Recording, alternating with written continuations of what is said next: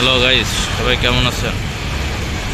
বন্ধুরা, আজকে আমি আপনাদের একটা টেলার মেশিন গার্মেন্টস সেকশনে ব্যবহার করা হয়, তার দুটো বা তিনটা অ্যারো করতে হবে। এটা কীভাবে সমাধান করতে হয়। এই প্রথমে আমি মেশিনটার সুইচ অন করলাম। অন করার পরে কথা হচ্ছে এটা হচ্ছে অ্যারো 95।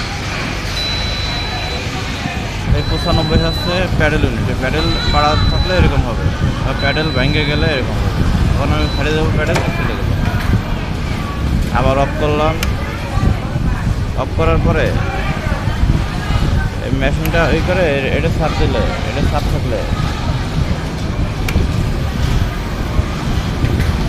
এই সুইচটা চাপ লাগা থাকলে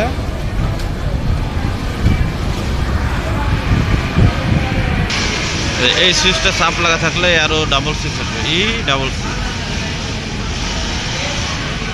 এবার আমি ছেড়ে দিলাম, ছেড়ে দিয়ে আবার ওই সুইচ অফ করব। অফ করার পরে এইগুলো আবার ঠিক আছে। এবার আমরা আসবো আর একটা অ্যারো, সেটা হচ্ছে মেশিনটা আমরা কাজ করব। কাজ করার পরে যখন আমরা চালাইতে যাবো, এই যে পড়া দেবো, E5550 এটা আছে। এই পাশে যে সুইচটা আছে, এখানে একটা সুইচ আছে। এই সুইচের কারণে অ্যারোটা, এই হচ্ছে মোটামুটি তিনটে অ্যারো দেখলাম আপনাদের।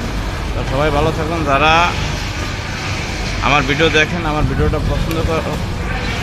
পছন্দ করেন, তারা আমার চ্যানেলটা সাবস্ক্রাইব করবেন। আল্লাহ হাফেজ, ভালো থাকবেন সবাই, ইনশাল্লাহ।